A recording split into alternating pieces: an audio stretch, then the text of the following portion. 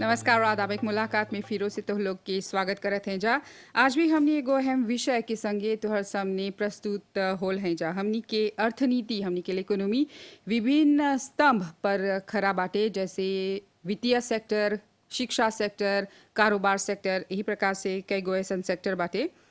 यही प्रकार से सिनेमा सेक्टर भी एगो अहम स्तंभ, एगो अहम पिलिये बने की क्षमता रखेला हमनी के इकोनॉमी खातिर। साल दर साल हमनी के ई सेक्टर के विकसित करे खातिर, ओकरा आर मजबूत करे खातिर ठोस काम, ठोस प्रयास करल जाता। आज हमनी एगो ऐसा संस्था के बारे में चर्चा करब जा जे मॉरिशस में थिएटर और सिनेमा उद्योग के विकसित करे खातिर ठोस काम करता और ओकर जिम्मेदारी है एकर पर काम करे के। वो है मॉरिशस फिल्म डेवलपमेंट कॉरपोरेशन। इस संस्था की भूमिका कौन ची है, ओकर जिम्मेदारी कौन ची है, आज हमनी प्रोग्राम पर इ बारे में चर्चा करब जा। और एकर खातिर हमनी के जस्ती जानकारी देवे खातिर आज हमनी के स्टूडियो में मेहमान हवन MFDC के महानिदेशक विक्रम जुतन। नमस्ते विक्रम जी। नमस्ते अदिति। तो आज जैसे हम बोलनी हमनी MFDC के भूमिका, ओकर काम, इस सब पर चर्चा करब जा। और हमनी जानी ल जा कि तोहर लंबा सफ़र बाटे सिनेमा थिएटर के क्षेत्र में मॉरिशस में। तो सबसे पहले हमने के बतावा कि MFDC के भूमिका कौन ची है, ओकर जिम्मेदारी कौन ची है, कौन तरह के एगो संस्था है? MFDC जेकर नाम बोला सा कि मॉरिशस फिल्म डेवलपमेंट कॉरपोरेशन, ओकर भूमिका है कि जोन कोई लोग फिल्म करे खोजता, निर्देशक बा, आर्टिस्ट बा, डायरेक्टर बा, टेक्नीशियन हुआ सा कि वो लोग के सहायता दे के MFDC यहाँ बा कि वो लोग के प्रमोट करे के। लोग जब फिल्म करियन सा कैसे MFDC वो लोग के पूरा सहयोग दे ताकि वो लोग फिल्म कर सके। हमी के दूसरा भूमिका है कि जो लोग आवेलन सा बाहर देश से आवेलन सा फिल्म शूट करे मॉरिस में। देखला ऐसा कितना कितना फिल्म शूट होला मॉरिस में। आगे वो लोग मॉरिस के गोवा दिखावत हलन सा जी। तो जब से हम आए हैं सा कि अगर मॉरिशस में शूट कर रहा तब डाला मॉरिशस में शूट कर की पहचान। हाँ, तो ओकर क्रेडिट्स में भी जहला डाले कि ये मॉरिशस है कि ना कि मॉरिशस शूट करके और वहाँ डाल दिए सा गोवा। तो और जब से हम वहाँ पे औधा संभल लिया, बहुत फिल्म बॉलीवुड से, हॉलीवुड से, यूरोप से, बहुत देश से आवत सा फिल्म तूने करी। तो ये सब मॉरिस के पैसा बहुत पैसा आने ला। जैसे बोला सब डायरेक्ट इन्वेस्टमेंट, फॉरेन इन्वेस्टमेंट, ये 4 साल 5 साल में 3.4 मिलियन पैसा देश के मिलल बा जब वो लोग आल हवन सा शूटिंग करे मॉरिस में। तो ये हमी के भूमिका है एक तरफ से कि लोकल इंडस्ट्री जो लोकल लोग के प्रमोट करे के, उन लोग के सहायता दे के, और दूसरी तरफ जो लोग बाहर से आवेला कैसे उन लोग के परमिशन दे के और कैसे हमनी के जो कलाकार बा उन लोग के मौका दे के कि ऐसा फिल्म में खेले के, ये सब MFDC के भूमिका है। विक्रम जी, जैसे हम बोलनी तभिया तोहर काफ़ी लंबा सफ़र है थिएटर के क्षेत्र में, सिनेमा के क्षेत्र में मॉरिशस में। थोड़ा हमने की बता कि तोहर अनुभव के हिसाब से अभी हमनी के सिनेमा, हमनी के इस सेक्टर कहाँ पहुँचल बा मॉरिशस में, और तोहर अनुभव कैसन रहल? अदिति, हम बोले सकब कि अनुभव बहुत अच्छा रहल कि हम शुरू कले हैं हम मॉरिस में कोच नातिया करे थली। जब वो लोग फिल्म अवथलन सा तूने करे तब हुआ से निकल के भारत गली हुआ पर अपन और जानकारी मिलल। बड़े डायरेक्टर के साथ काम कर रहे हैं, पार्थोगो, सेन चंद्रा, संजय लीला बंसाली, राकेश रोशन, ऐसे बड़े लोग के साथ मौका मिलल बा हमके काम करे के। तब जब वहाँ से अली तो MBC में भी काम कर लिया। हमने शुरू कर ली सा नया आयाम जो बहुत प्रचलित रहल मॉरिस में। तो वहाँ से हमने सीरियल शुरू कर ली सा। और ये नया आयाम जो अभी बोला था मॉरिस में लोकल प्रोडक्शन एगो के क्षेत्र में एगो क्रांति, एगो रेवोल्यूशन की तरह रहल, बस कि उस 100% प्रोडक्शन लोकल रहल। आज ये प्लाटो में हम चचा अनंत को श्रद्धांजलि प्रस्तुत करत हैं कि वो ऐसन बड़ा लेखक जी ओकर लिख ओकर सेरी त वहाँ हम हुआ से हमने शुरू कर ली सा कि सेरे करे मोरिस में जी हमने के देश में हमने के कलाकार भारत के सब सेरी देखा थलन सा तुलसी हो सेरी जी, है जी, जी। सेरी त मौका मिलल हमने के जोन कलाकार बा वो लोग के भी भाग लेके सेरी में जी, त एगो नया मंच या- देवे हाँ के। एगो मंच मिला रहल जी। और उ 100% लोकल रहल कैमरामैन डायरेक्टर आर्टिस्ट एक्रिवान सब लोकल रहल जी। तो हुआ से शुरू होल कि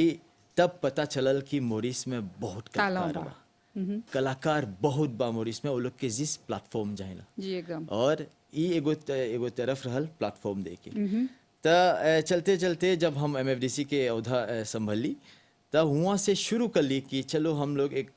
कॉम्पिटिशन ऑर्गेनाइज करब सर कि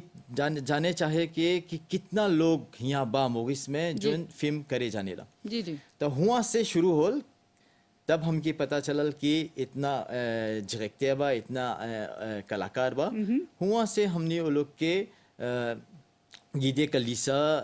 सहायता दे लीसा जी। आज हम बोले सकब कि मोरिस देश में हम लोग बड़ा बड़ा फिल्म करे सकब सा अच्छा हाल ही में एगो फिल्म हो रहा मोरिस में फ्री वाइज मैन जहाँ पर टेक्नीशियन जी। और चीज फुल मोरिस लोका रहल और वो फिल्म हाल में अभी फ्री में होलवा l'Amérique में अच्छा तो ये बताए कि कहाँ कहाँ पर हमनी के कलाकार जा सकी जी, और उन लोगों में ऐसन ऐसन टैलेंट बा कि वो लोग इंटरनेशनल फिल्म करे सकें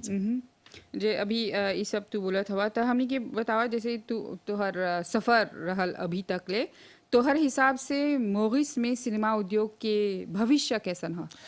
भविष्य बहुत उज्जवल बा सरकार बहुत सहायता देवता जी। यहाँ हम सरकार के धन्यवाद देना चाहते हैं कि वो लोग ई संस्था पर विश्वास कलन सा जी और जोन बीजे हमने मांगिला सा कि और चीज़ के इदे करे के तो ये सब बीजे हमनी के मिला था जी। ताकि हम लोग ऐसे काम कर सके कि ये जोन इंडस्ट्री है एगो इंडस्ट्री हो जाए जैसे कि दूसर देश में बा जी सेरी होता फिल्म होता हमनी के कलाकार के प्लेटफॉर्म मिला था जी एकर भविष्य हम बताए सब बोले सकब तो बोली कि बहुत कलाकार बा मोरिस में बहुत कलाकार बा और कलाकार जो है कोई कॉमेडिया करेला कोई विलेन करेला कोई एक्टर करेला हर कोई ने से कि एक्टर बने जी तो ऐसा ऐसा स्क्रिप्ट ऐसा कहानी अगर हम लोग काम करब सा सीरी में आए तो हमनी के प्रोजेक्शन लोकल और भी बढ़िया हो जाए और हमनी के कलाकार के देखे के मौका मिली हमनी के टेलीशो में आज सोशल मीडिया बा तो ऐसा प्लेटफॉर्म जब मिली तो हमनी के जो लोकल इंडस्ट्री नहीं सिर्फ मोरिस में जी लुसिया एजे में अगर हमनी देखब सा हमनी निमो एन बने बने सकब की क्षमता काहे के हमनी के यहाँ आज एक रिवे बा और चीज बा जी। और हाई जोन 5 साल में जो एमएफडीसी वो लोग के गीत दिलक सहायता दिलक उससे वो लोग आज हम बोले सकब कि प्रोफेशनल हो गए लन हमनी के फिल्म आज दिखिला सकता जयपुर फिल्म फेस्टिवल में नोमे होल हुआ ओके फ्री मिलल अच्छा एंतिया कॉलेज फिल्म कंपटीशन ऑर्गेनाइज कर रहली तो जोन फिल्म यहाँ पर प्रीमियर निकल रहल दिल्ली में हाई फिल्मवा के फर्स्ट प्राइज मिलल अच्छा वर्ल्ड वाइड तो लौकता देखा था कि हमनी के जोन तालों बा हमनी भी फिल्म करे सकब सा और हमनी अच्छा फिल्म करत है सा जी प्लेटफॉर्म जाहिला प्लेटफॉर्म एमएफडीसी देवेता और सरकार पूरा सहायता देवता आगे बोलब तोरा कि हम आगे कोचिंग करे जाब ताकि हम लोग एगो ऐसा प्रोजेक्ट शो बन सकब सा फिल्म इंडस्ट्री में जी ताकि बहुत लोगों के काम में भी मिले सकी वो लोग के जो कला बा वो लोग बताए भी सकी जी, जी। और हम दूसरे देश की तरह बन सकब सा कि जब चलियन सा बोलियन सा हाँ इस तरह चला था जी तो जैसे तू बोला कि सरकार देनी तो बहुत सुविधा और बिजे निर्धारित बाटे सिनेमा उद्योग खातिर तो MFDC के तरफ से तो लोग नौजवान लोग खातिर कोनो ट्रेनिंग कोनो प्रशिक्षण के व्यवस्था कर ले हवा जा 5 साल में बहुत ट्रेनिंग दिले हैं सर अच्छा। जो जो जब जब हमने इनविटे कर लें इस डायरेक्टर फिल्म के कलाकार के जो जो जी। आल हवन सब उसमें तो हमने हमेशा जब हम फिल्म फेस्टिवल कर रहे थे सर हमेशा वो लोग से मांग करीला सर कि 2 दिन की ट्रेनिंग चाहिए उन लोगों से तो 5 साल में बहुत 20 से ज़्यादा ऐसा ट्रेनिंग ऐसा वर्कशॉप हम निकल रहे हैं सर जहाँ पर नौजवान और सब फिल्म मेकर्स आके उन लोग से मिल सके बातचीत कर सके कि कैसे वो लोग डेवलप कला वन सा जी। फिल्म और ये लोग कहाँ से शुरू करियन सर बस जानेला जब हम लोग फिल्म करीला सर जब हम लोग कलाकार हैं तो सबके विजन बहुत ऊंचा चला जी ये नेचुरल है कि अगर हम जब हम लोग फिल्म करीला सा आखते हैं से तो सोचिला सा कि हम लोग एक बड़ा अख्तियार बनब सा ये नॉर्मल है तो उस स्तर में जाए के पहले हमनी के जहला बहुत प्लेटफॉर्म बहुत फिल्म l'expérience जी जी l'expérience जब आप हमनी बड़ा बड़ा कलाकार डायरेक्टर से मिलीला से तो वो लोग से पूछिला सा कि जब तू अपन पहला फिल्म देखेला तो हंसी नहीं लगेला जी जी तो वो लोग बोला सब अनुभव l'expérience बहुत जरूरी हो जी एकदम बहुत जरूरी बा इस क्षेत्र में ताकि जब जब प्लेटफॉर्म कैमरा जब देखबा पहले शर्मावा तब थी ये सब l'expérience अनुभव जितना अनुभव रही उतना तू परफॉर्म कर सका एकदम तो ऐसे वर्कशॉप हमने ऑर्गेनाइज कर ली सा MFD से ADB के साथ तो वो लोग आवेलन सा पूछेलन सा जानकार बनेलन सा नहीं बोला कि वो फासिल सीखती है मेहनत बा में जी बहुत मेहनत बा और वो तोहर पर निर्भर बा अगर तू इतना उस साहस बा वो डेडिकेशन बा जी आर्टिस्ट बने के एक्टर बने के डायरेक्टर बने के जी कैमरामैन बने के तो वो तू तोहर में बा ये दूसर कोई नहीं कर सके वो तोहर में बा एकदम तो अगर वो क्षमता बा तो तोहर में कि हम करब हम करे सकब काहे नहीं जी वो करबा विक्रम जी जैसे तू बोला कि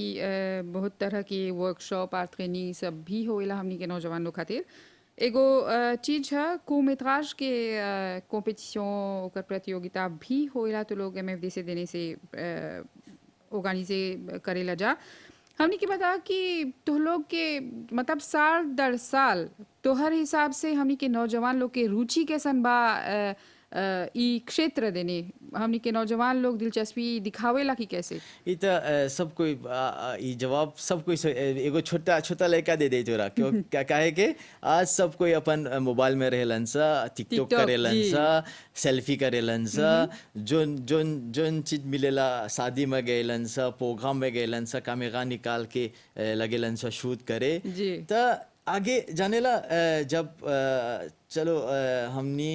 15 साल 20 साल की बात करब सा कि एक बार अगर MBC में प्रेजेंटे हो गया था सब फामी देखेला सब फामी टेलीफोने करी एगो कैसे बोला सा एगो क्रेज है कि हम लोग पर्दा में आप जैसे एगो चीज के थिया पर्दा में आप तो सब लोग खुशी रहेला कि पर्दा में आए और नौजवान लोग आज बातें बहुत हो गल वो लोग के आज इमाज से बतावा फिल्म से बतावा तो वो लोग समझेला जी तो अगर देखबा कि नौजवान लोग आज फेसबुक में कैसन कैसन वीडियो करत हन सा आज हम लोग जब inter college film competition organise कर सा अगर हम पहला साल देखब और पिछला साल देखब होकर लोग के निवो कितना उगमते हो गल बा जनेले जब फिल्म करबा था बहुत लोग क्या करेलन सा कि हंसेलन सा उतना सही नहीं रहेलन सा लेकिन आज अगर देखबा जब वो लोग फिल्म करते हैं सा जोन चीज बा इमोशन जोन कागतिया में जाना निकाले के आज वो लोग इतना सरलता से निकालत हन सा कि दंग रह जेबा अच्छा तो ये सब बताओ था कि हमनी के मोरिस में बहुत तनाव बा और जिनेस लोग वो लोग मॉडर्नाइजेशन वो लोग के जहिला चले के वो लोग देखा तो उनसा फिल्म नेटफ्लिक्स में फिल्म देखा तो उनसा यूट्यूब में फिल्म देखा तो सा जी। तो वो लोग भी वो लोग के मन करेला कि वो लोग भी फिल्म करी, वो लोग भी एक्टर बनी, वो लोग भी सेलेब बनी। सब लोग चाहेला कि हम भी सेलेब बनब, एक दिन एक जी, जी, चीज जी। बनब, स्टार बनब। तो आज बता सकब कि नौजवान लोग के लिए MFDC बा, और हम लोग कितने नौजवान के लिए सहायता कर रहे हैं सब। वो लोग के जो यूनिवर्सिटी मोगिस के बने चीज़ों बा, वो लोग के अगर खोजे बा करे के वो लोग आवेलन सा, और हमनी के चलो बताए सकब कि भाग बा कि जोन जोन MFDC सहयोग देवेला वो लोग के फिल्म करेला, जी। वो फिल्म 100 प्रोमियर निकलेला, 100 से गो निकलेला। अच्छा। तो ये मोरिस के लिए बहुत अच्छा बा जी। कि हमेशा जब वो लोग भाग लेवेला तो हमनी के नाम रोशन होला। अच्छा। तो देखब सा कि आज क्या बात करेला से इमाज बात करेला, जी जी इमाज बात करेला, और सब कोई खोजेला कि फिल्म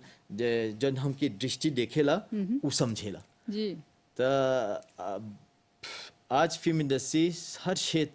क्षेत्र के छू दे लगबा। जी आज नहीं देखबा कि कोई बच्चा ला 30 मिनट समझावेला, नहीं बा। आज जी। एगो वीडियो बना देवेला 3 मिनट के, सब बता देला। जी जी और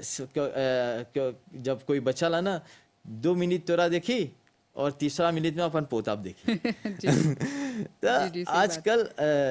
जिमाज रजिस्ट्री, फिल्म के रजिस्ट्री एकदम सब क्षेत्र के छू दे लगवा। जी जी एकदम। तो इसीलिए जो नौजवान बा, जो कैसन जो भी क्षेत्र में बा, तो वो लोग यही माध्यम यूज कर रहे हैं। विक्रम जी, जैसे तू बोला कि अभी साल दर साल काम बढ़ता और बहुत तरह के इनोवेशन भी होल बा। हमनी के थोड़ा बताओ कि अभी MFD से कोनो प्रोजेक्ट पर काम करता और कोनो नवा प्रोजेक्ट बा तोहरा भविष्य खातिर की कैसे? जब से कोविड आल बा ना, त जैसे बोला सा कि सोचला सा कि का करब सा, कैसे करब सा। जो भी होला दुनिया में अच्छा के लिए, कभी कभी अच्छा के लिए होला। सही बात। तो आज देखब सा जैसे कि दूसरे देश में वो लोग ने सकत हन सा आए तूने करे, जी। बहुत कम लोग आवता। ये मौका बा, आज मौका बा जो लोकल इंडस्ट्री जो बोला सा, हमनी के कलाकार, जी हमनी के कलाकार, हमनी के एक खीब है। आज मौका बा कि दिखाए के कि वो लोग के प्रमोट करे के, वो लोग के सहायता दे के, ताकि हमको हम ही लोग अधिक से अधिक लोकल प्रोजेक्शन करब जी सा। जी और जो लोकल प्रोजेक्शन हम लोग करब सा, ये सिर्फ लोकल में नहीं रही, हम लोग इसको आगे एक सेशेल, ला रेनियो, माडागास्कर, जी साउथ अफ्रीका में भी भेज सकब सा। एगो इंडस्ट्री बा नॉलीवुड, निजेरिया के निजेरिया लोग, के। जी वो लोग के जो पॉपुलेशन बा बहुत बड़ा बा। वो लोग के फिल्म अगर देखबा था उतना प्रोफेशनल नहीं बा, जी लेकिन उन लोगों ने एक इंडस्ट्री कायम किया, अच्छा। नॉलीवुड। जी जी जी तो ओकर जो प्लेटफॉर्म बा, ओकर पॉपुलेशन बा बहुत बा। तो काहे नहीं हमनी कल इंडियन ओशन फिल्म कमीशन करेंगे, तब सब जो हमनी लोग है सा, जो हमनी फौजिया करब सा, दूसर के बेचब सा, और जो वो लोग फौजिया करी वो लोग हमनी के दियन सा। ऐसे हम लोग बहुत आगे बढ़ब सा। जोन फौजे बा MFDC के सरकार की तरफ से, यहाँ हम प्रधानमंत्री के धन्यवाद देना चाहब, और अविनाश तिलक हमनी के ऑनरेबल मिनिस्टर को धन्यवाद देना चाहब कि हमनी मांग कर ली सा कि एगो ग्रांट दे के जी फिल्म करे के ग्रांट एडीबी देवेला, रिबेट स्कीम में देवेला। तो जोन लोग खोजता सेरी करे के, छोटा फिल्म करे के, जी जी तो जी। उन लोग के MFDC सहायता देवेला टेक्निक में, अच्छा कैमरा, ला lumière, एडिटिंग, ये सब देवेला सा, ये सब हम ही देला सा। लेकिन फिल्म करे के ये सब काफी नहीं बा। जी जी जहला पैसा और चीज कर दे एकदम। तो अगर पैसा नहीं रही तो जैसे कि एगो सपना रहल कि हमने नहीं सकते हैं करे। हम बोल रही बहुत साल बोल रही कि जोन सपना तोहर दिमाग में बा MFDC के रियलाइज कर सकी। जी तो आज हम बोले सकब कि सरकार हमने के 10 मिलियन दे लगभग एगो ग्रांट के ओर से। जो लोग छोटा फिल्म सीरी करे जी। चाहता जी। वो लोग के हम लोग फिनांशियरमा आज फिनांसे करब सा ताकि कितना कॉम्पिटिशन करब सा 5 साल से कॉम्पिटिशन हुई थी बाहर कॉम्पिटिशन में अगर 50 लोग भाग ले लग बात 2-3 लोग के फ्री मिली तो जोन जोन जोन मेहनत बहुत मेहनत है एगो फिल्म करे जी, जी, जी। बहुत मेहनत बा करे एगो फिल्म जोन मेहनत वो लोग करत हन सा तो आज हम उन लोग के पानी में नहीं डाली देव सा जी। कि वो लोग भी आज फिल्म करी और जोन फिल्म करी हमने उनके फिनांसे करब सा उनके पैसा देव सा और टेक्निकल सपोर्ट भी देव सा अच्छा। और उसको दूसर ओर से हमने फिल्मों के खरीदे सा अच्छा। खरीद के एमबीसी में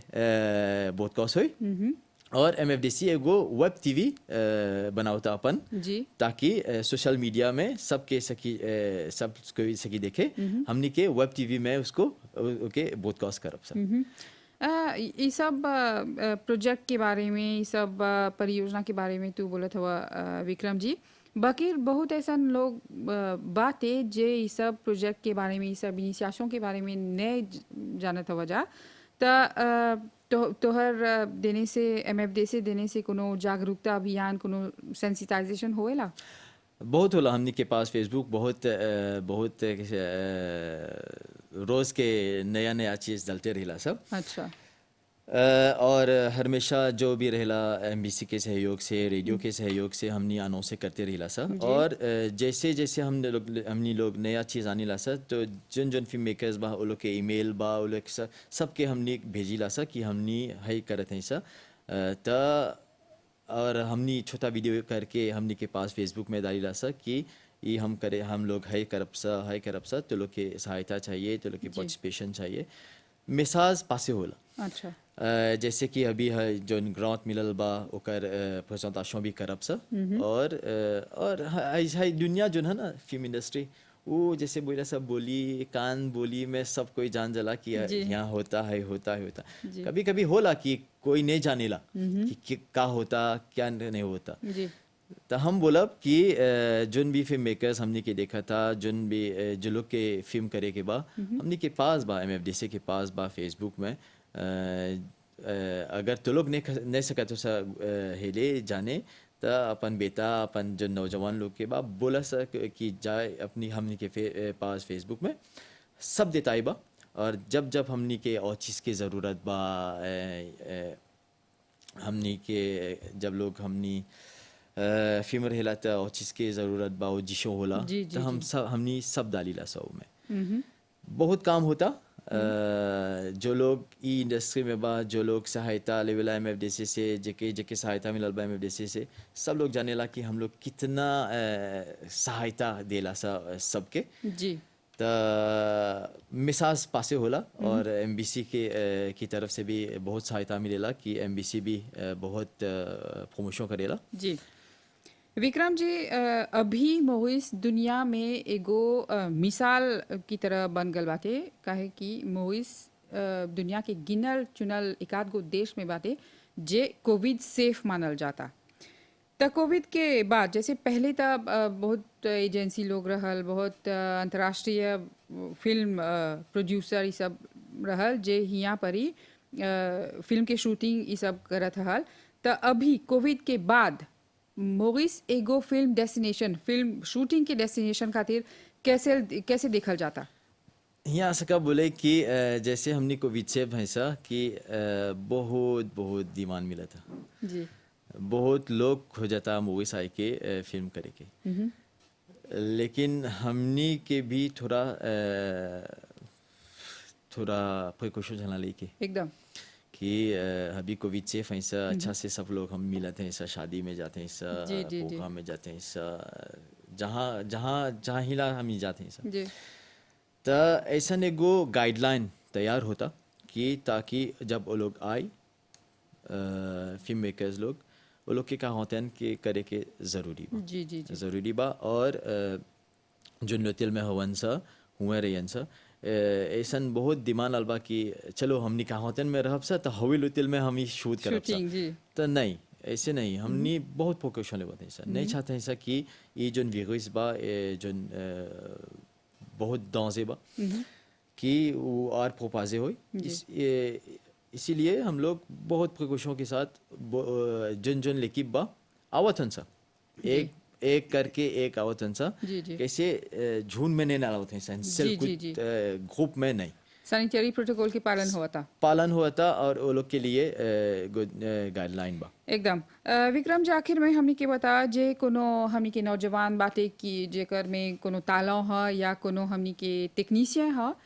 जे एमएफडीसी से जुड़े चाहता तो ओकरा कौन चीज करे के चाहेला Ok, simplement, MFDC va téléphoner करके जी। 696 31 37 हमने के पास फेसबुक में भी बा कि एगो rendezvous ले हमने के टेक्निकल या हमर से ही बात कर सकी ऐसे हम बहुत नौजवान के बहुत सांस दिला सा जो लोग मास कम्युनिकेशन पर हथुन सा जी जो लोग अपन यूनिवर्सिटी में मीडिया पर हथुन सा जी वो लोग के हमने स्टार्स दिला सा अच्छा वो लोग आवेलन सा एमएफडीसी और पूरा उन लोग के स्टार्स दिला सा कैमरा से लेके एडिटिंग से लेके मार्केटिंग से जी। लेके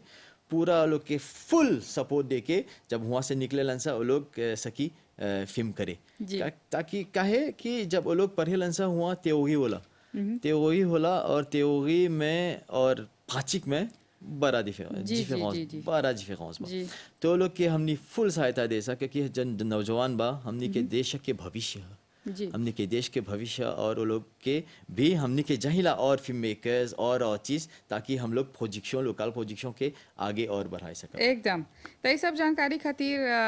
विक्रम जी तोहरा हमनी धन्यवाद बोलब जा त यही बात है कि हमनी के देश में बहुत तालाव बाटे ओकरा पहचाने के ज़रूरत बाटे जे तोहर में कोनो तालाव बा कोनो प्रतिभा बा और तू चाहत हवा ओकरा उभारे खातिर त बहुत व्यवस्था बाटे एमएफडीसी से जुड़ा और तोहर कला के प्रदर्शित कर यही संगे आज हमनी के ई प्रोग्राम समाप्त हुआ था तोहर ध्यान खातिर धन्यवाद नमस्कार और आदाब